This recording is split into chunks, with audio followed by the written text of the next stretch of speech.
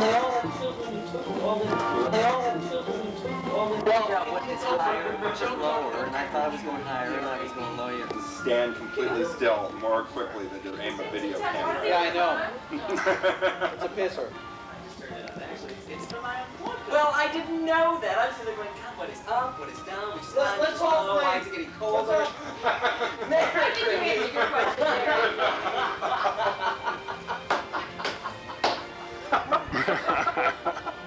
Well, give us a description so let's hear it.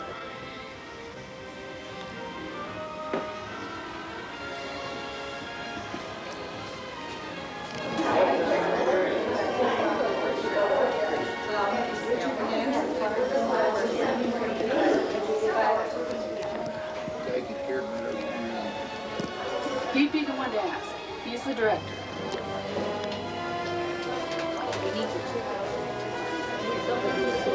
Three of them?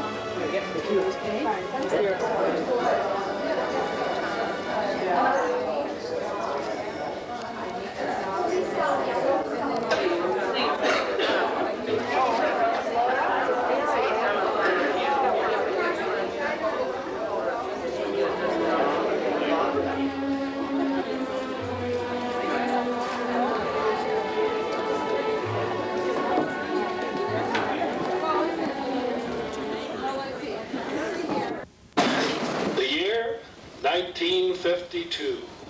The place, London, England.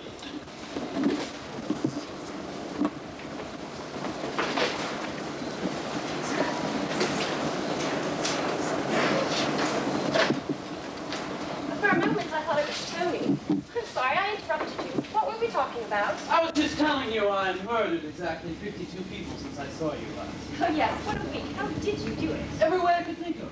Some I electrocuted in the bath, others I locked in the garage with the motor running. Still others I pushed out windows or over cliffs. Other weeks I preferred to poison, shoot, strangle, slug, suffocate. Just according to how you felt. When you write that kind of television, there's no time to feel anything. Where did you get all your ideas from? Oh, newspaper stories, police files, bad dreams, other writers. You once told me you wouldn't write anything that wasn't original. You try being original 52 times a year. What happens if you just dry up and can't think of anything? Well, if it comes to that, I just use my 3 hats. What do you mean? I have 3 old hats labeled who kills who, how, and why. Which is what? I mean, what is why? Why? Why is the motive? You have to have a motive, you know. And there are only 5 important ones. Fear, jealousy, money, revenge, and protecting someone you love. I just write them down on pieces of paper and pick one out of the why hat. Sounds rather like sewing Louis washing. It's about as artistic as that. No, but better paid, and no more frustrating than writing plays that aren't produced or novels that are never published. And you can't forget this. It all goes to show that Whiteout makes teeth bright. Whites and whites. Let's have your glass, Max. No, I'm all right, thanks. I can hardly believe it when I heard your voice. At first I thought you were phoning from New York. Yes, I thought you were shouting a little louder than necessary. As a matter of fact, I was just around the corner. It was all right. My phone went. Yes, of course. Was that Tony who answered? Yes, it was. I do hope he isn't going to be too late. He always seems to get caught up when we're going to the theater. So you're not here on a holiday this time? Oh, no, I came over to write some short TV films. After that, I thought I'd knock off for a year and write a novel. Gotta write sometime, you know. Another crime story. Gotta stick to crime, it's my stock in trade. But there's no reason why a murder story can't be as good as anything else. And I think I could write a pretty good one if I took some time. Thought of a pretty fair gimmick on the plane ride over. See, they're a pair of twins, identical. One lives in New York, the other in Paris. One day... Max, before Tony comes, I ought to explain something. Yes? I never told him anything about us. Oh. When you rang up yesterday, I told him that you were a television writer I'd met while he was in America. Well, that's true enough. And that I'd met you once again before you went back to New York, and you promised to look us up if you ever came back. I see. Max, I know you think it's silly, but once you get to know Tony, you'll understand why. Look, there's one thing I like to get straight now. Things are okay between you and, Tony? They couldn't be better, and I want to keep them that way. I'm glad. At least I guess I will be when I get used to the idea. There's something else, Max. Yes? I wasn't going to tell you, but Come on, let's have it. do you remember those letters you wrote to me? Of course. After I read them, I burnt them, all except for one. You probably know the one I mean. Yes, I never should have written that one. I know, but I loved it just the same. I used to carry it around with me wherever I went. Then one day, Tony and I were going to spend the weekend with some friends in the country. While we were standing on the platform, I realized that my handbag was missing, and the letter was inside. I see. Where did this happen? At Victoria Station.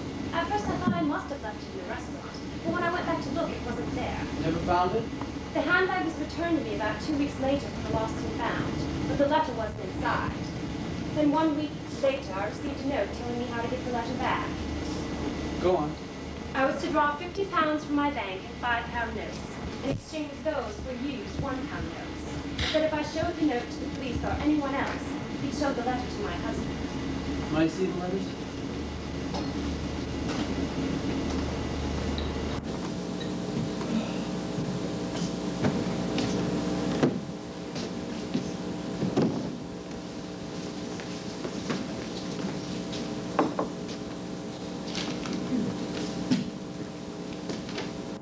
Printed, all capitals. Anybody could have written this. And 2 days later, I received this one. Both mailed in bricks.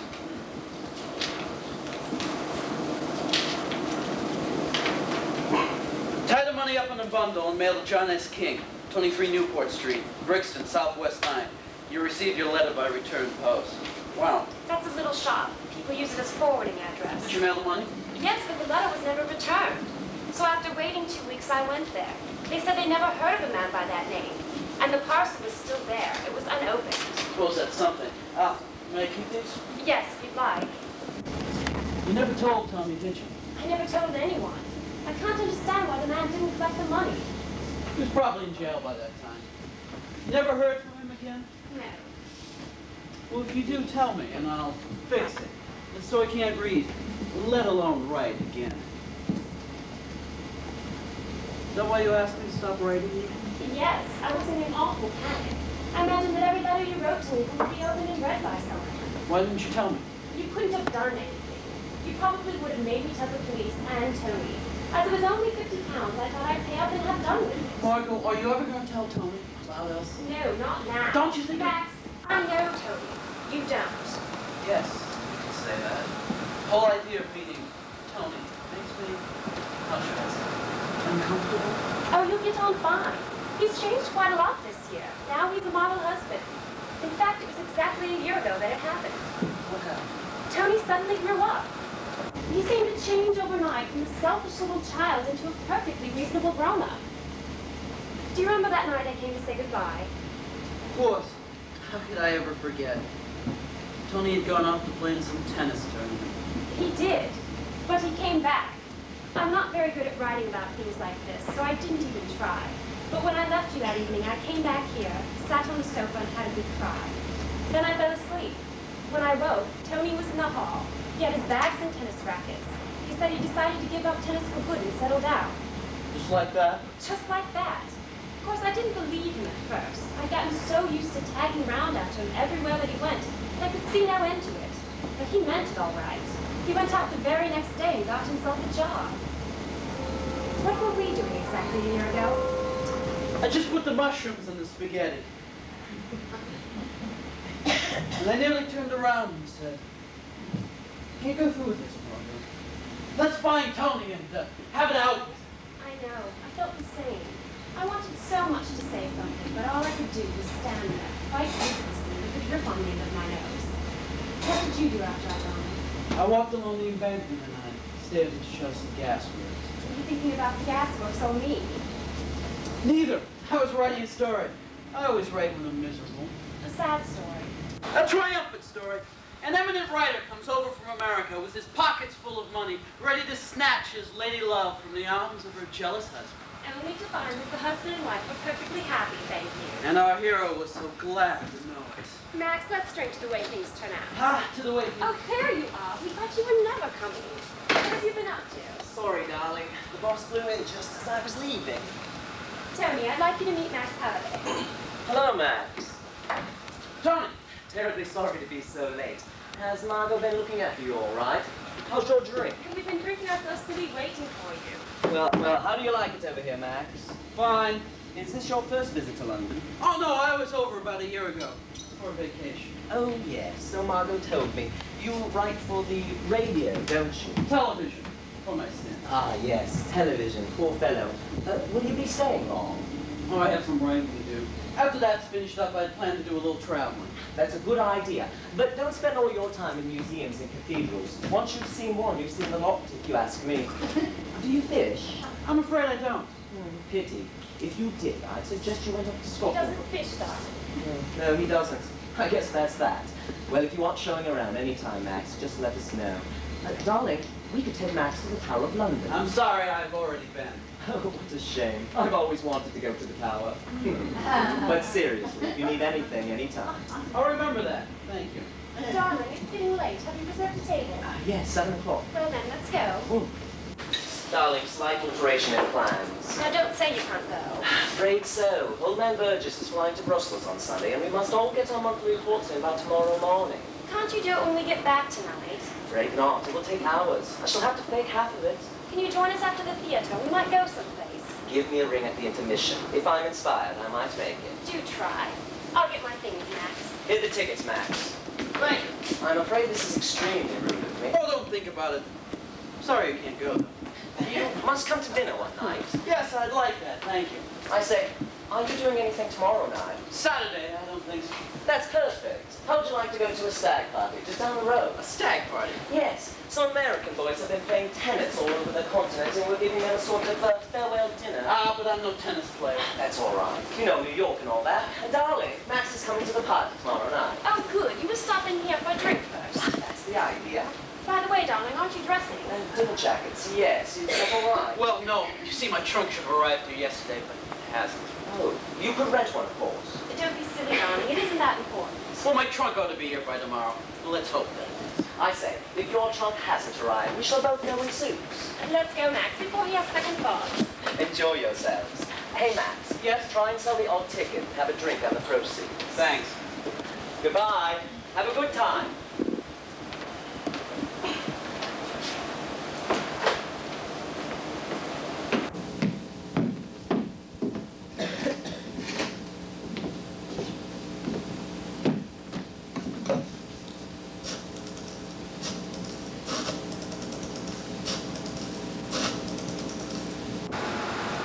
Hello? Hampstead 2837. Yes. Is Captain Lescott there, please? Speaking. Oh, good evening. You don't know me. My name's Fisher. I understand you have a car for sale. An American car. That's right. I saw it at your garage. I was wondering how much you're asking. 1100. 1100. I see. It certainly looks just the job for me, but I don't like the price much. I didn't like it when I bought it. Now, when can we meet? How about tomorrow afternoon? I don't think I can make that. No, I can't, and I'm going to Liverpool on Sunday. I was rather hoping. I say, I don't suppose you could come around to my place tonight. Where is it? Maida Vale. I called on you only I've twisted my knee rather badly. Oh, I'm sorry.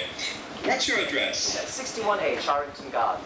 Harrington? No, Charrington. Charrington. That's right. Turn left at the Underground. It's 2 minutes walk.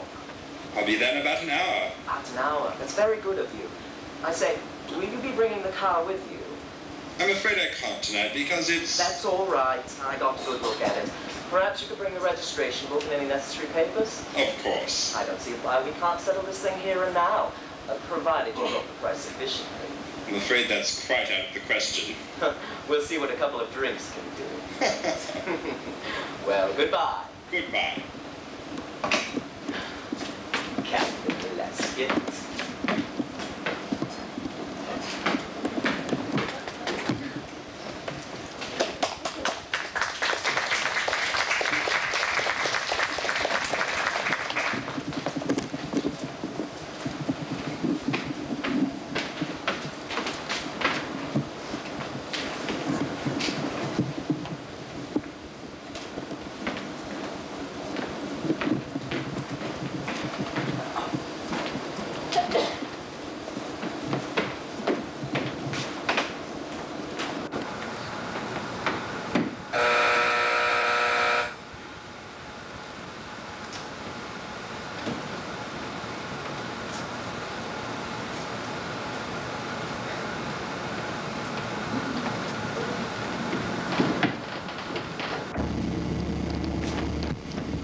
Fisher? Yes, Captain Leskin. Yes. Do come in. This is very good of you. Let me have your coat. Have any trouble finding the place? None at all. Do sit down. Thank you. Now, let's have that drink. You know, I can't help thinking that I've seen you before somewhere. Funny you should say that. The moment I opened the door, I thought to myself, I say, you're not Lescott. Swan. C.J. Swan. Or was it C.A.? C.A.? You have a better memory than I have. Fisher, when did we meet? Weren't you at Cambridge? Yes. Must be 20 years ago. You wouldn't remember me. I only came your last year. Well, what a coincidence. Well, this calls for a special drink. I was going to palm you off with a rather indifferent pause. Let's see what we have. How about this? Perfect. By the way, how did you know that my car was for sale? I saw it at your garage. That's odd. I don't think I mentioned it to anyone there. I stopped by for a fill-up. I told them I was looking for an American car. They gave me your number. I say, it is for sale, isn't it? Well, of course. Good.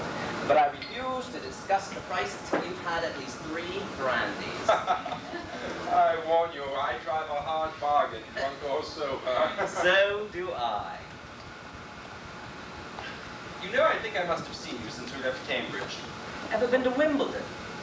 Wimbledon, that's it. Windus. Tony Windus. Then what's all this about Fisher? What's all this about Lescott? Do you like a cigar? No, I'll stick with this pipe if you don't mind. That's one habit you've changed. Oh.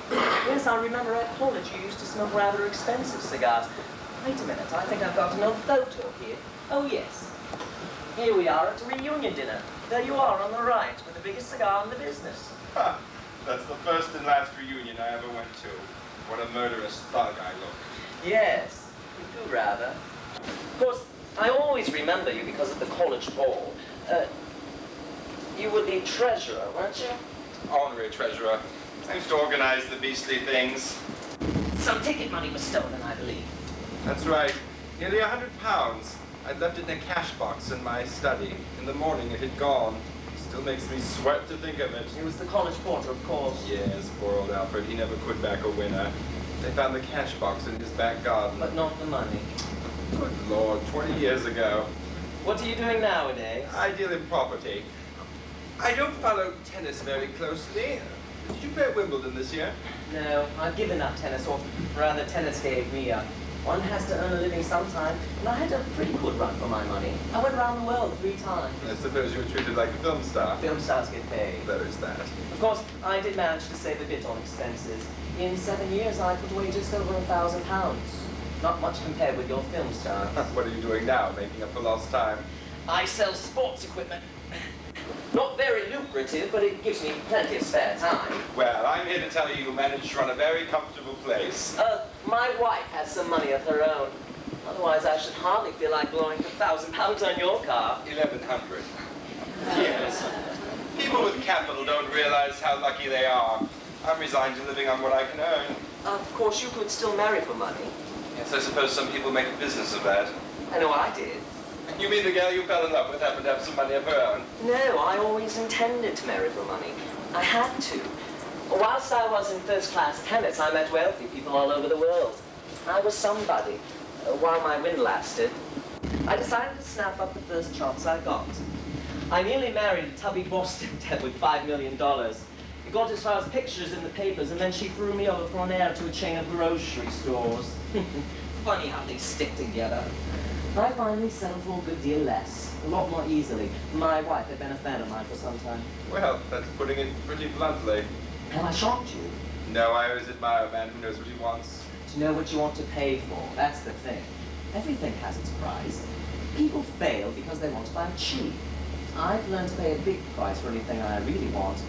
I usually get it. Yes, I'm sure you do.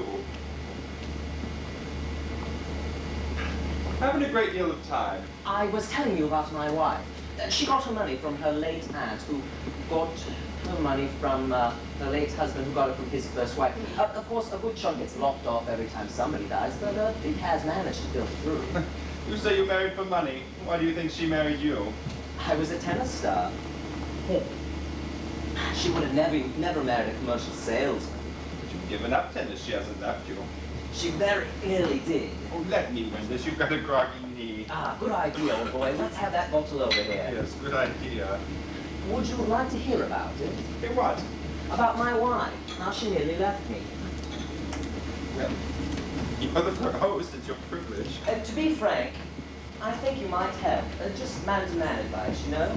I'm at your service.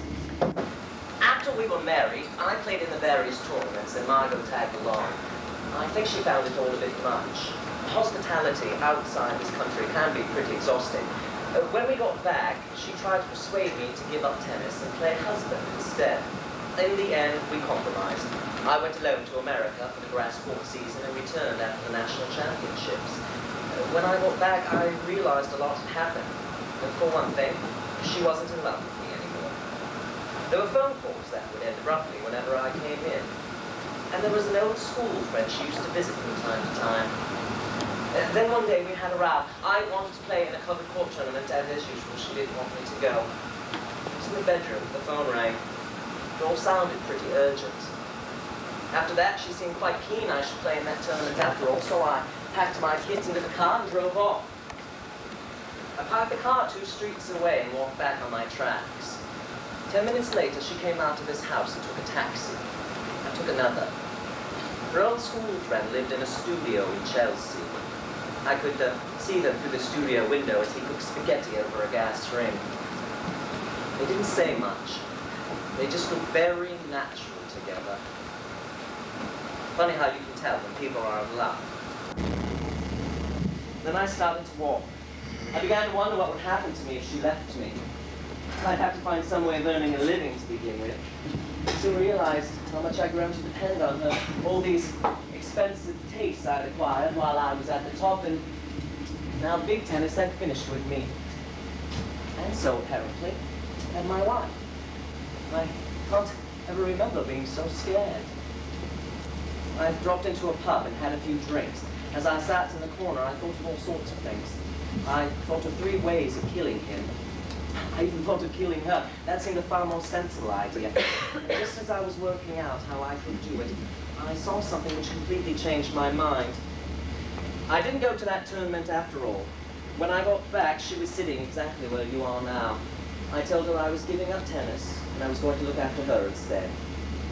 Well? As it turned out, I needn't have gotten so upset after all. It seems that spaghetti evening was a sort of fond farewell. Her boyfriend had been called back to New York. An American? Yes. There were long letters from there. They usually arrived on Thursdays. She burned all of them, except one. That one she used to transfer from handbag to handbag. It was always with her. That letter became an obsession with me. I had to find out what was in it. And finally, I did. That letter made for very interesting reading. You mean you stole it? Yes. I even wrote 2 anonymous notes offering to sell it back. Why are you telling me all this? Because you're the only one I can trust. Yes, anyway, that did it. It must have put the fear of God into them, because after that the letter stopped and we lived happily ever after. Funny to think it was just a year ago I was sitting in that Knightsbridge pub, actually planning to murder her. And I might have done it if it hadn't been for something I'd seen. Well, what did you see? I saw you.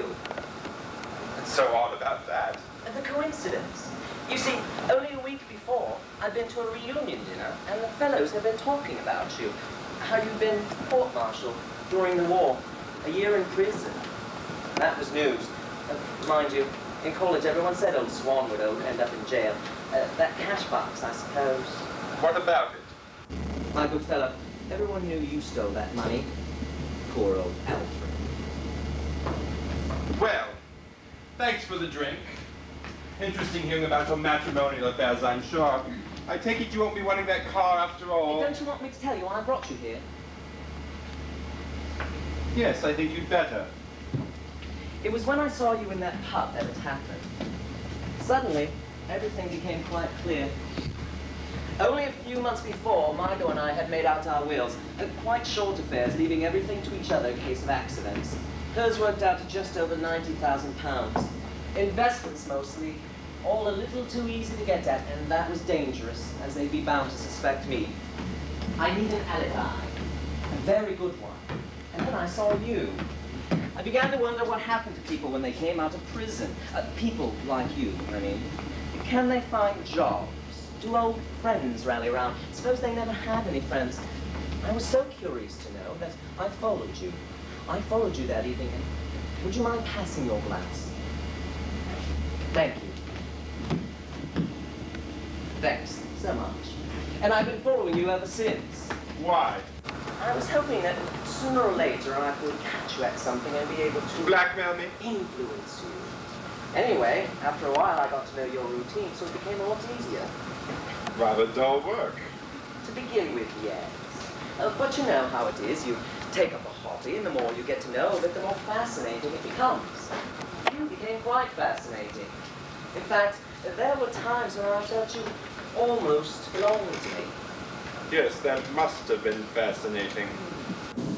You usually went dog racing on Mondays and Thursdays. I even took it up myself, just to be near you. And you changed your name to Adams. I got bored with Swan. Any crime in that? No, none at all. And you used to visit this private little club in Soho. It had an odd name. The Kettle of Fish, that's it. The police closed it down recently, I believe. Someone was caught taking drugs or something. I never heard about that. I went there to eat. No crime in that, either. None whatever. In fact, there was nothing really illegal about you. I got quite discouraged, and then one day you disappeared from your lodgings. So I phoned your landlady. I said, Mr. Adams owes me £5. Apparently that was nothing. It seems Mr. Adams owed her 6 weeks' rent, and her best lodger £55. And Mr. Adams had always been such a nice gentleman. That's what seemed to upset her most. Yes, that's what always upsets them most. I say, old boy, you want another drink? Do you mind putting on these gloves? Thanks. Now, where were we? Oh, yes. I'd lost you. And then I found you one day at dog racing and tailed you back to your new lodgings in Belsize Park. There, Mr. Adams became Mr. Wilson. Mr. Wilson left Belsize Park owing 15 weeks' rent and somewhat richer for his brief encounter with a Miss Wallace. You usually went out with Miss Wallace on Wednesdays and Sundays. She certainly was in love with you, wasn't she? I suppose she thought you were growing that handsome moustache just to please her. Poor Miss Wallace. This is most interesting. Do go on.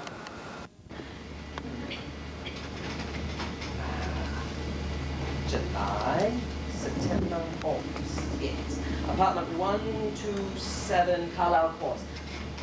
Occupant, Mrs. Van Dorn. Her late husband left her 2 hotels and a large apartment house, furnished.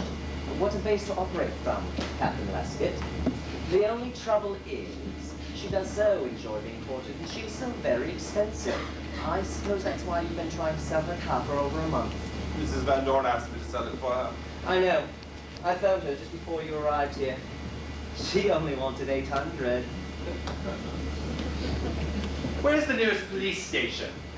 Opposite the church, 2 minutes walk. Suppose I walk there now. What would you tell them?